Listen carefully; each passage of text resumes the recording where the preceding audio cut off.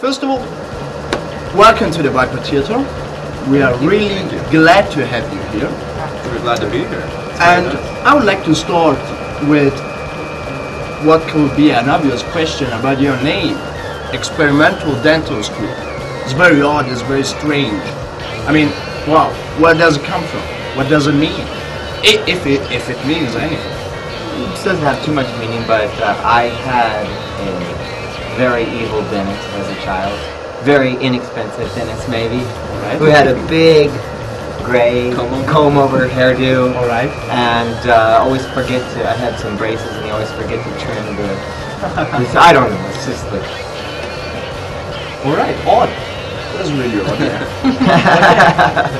Talking about your music, alright? Pop music is usually about repetition. You've got a verse, you've got a chorus, then you get a bridge. Yeah. But what you guys are doing is really, you've got an unconventional approach, alright? And what I would like to know is what kind of role does chaos play in your music? I would say quite a large role, because I think we all to some degree want it to be interesting for not only us but for other people, and sometimes it feels like when you are very repetitious that people start to like lose it. We always want the listener or the audience to be like, what are they going to do next? Like what kind of tempo or what kind of change are they going to have next? So surprise. For me, as for playing instrument wise, and I know for these guys too, it's to us more interesting, and in the end, we don't know what the end result is for everybody else, but... I would say the opposite, actually. I don't think it's that unconventional or that repetition. I don't know. I think when you're playing, it seems very short. You know, I mean, or it seems very long, sorry. And it just, I like to change and to keep myself occupied. But maybe back home in San Francisco, there's a lot of bands that are probably way stranger than us. You know, so... I don't know, we're not all that weird in back home. To us?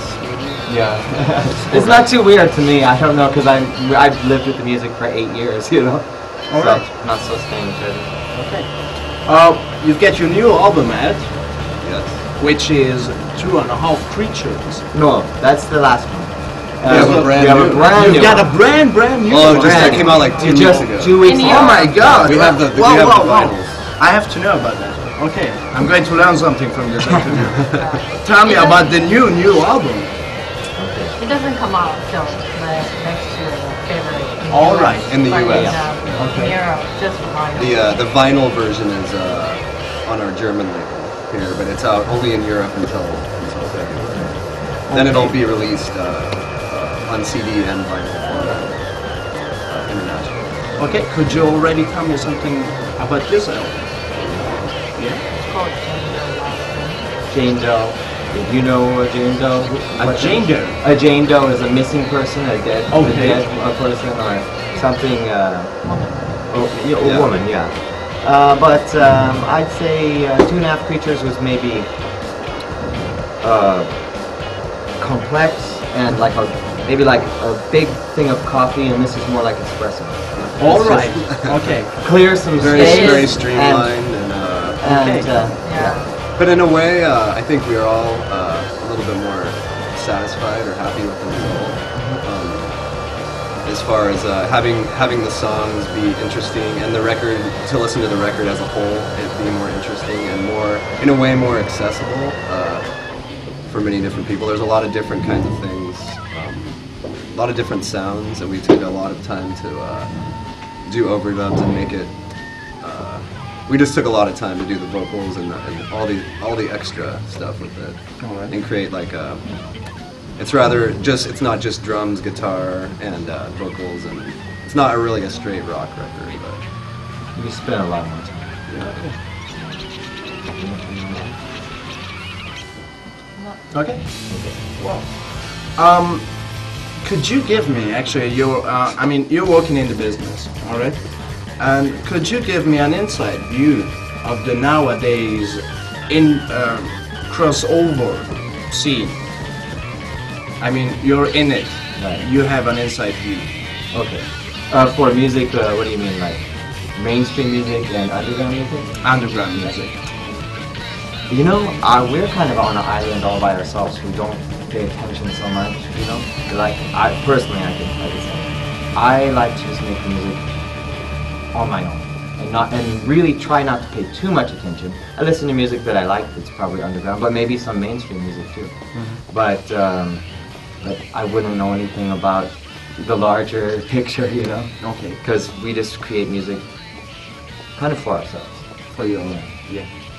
And I think I also think that the best or the better bands of nowadays are kind of on the same track, rather than like following what a lot of other people are doing and looking out for the you know what's hip and everything. I think if you set yourself aside from that's when the true creativity, for us or for me anyway, will come out, when you just try to create something all by yourself. That's maybe what they have in common too, is that especially around the Bay Area, San Francisco, it's, most bands just sound very different than the other bands that are in that scene. And those are probably the good ones, because they're just expressing themselves in their own personal way. Perhaps that's like sort of a genre in and of itself, I guess, too, is that the California or the Bay Area sound is kind of unique in that way, I think. But New York too, there's a lot of cities that, and you know, places probably in Europe too. You know, there's bands that are very unique here and come out and make great music. All right. That's it. Thank you for your time. It was lovely. Thank you. Grazie. Good luck Thank for you. the gig. Thank All right. you. And Thanks a lot, man.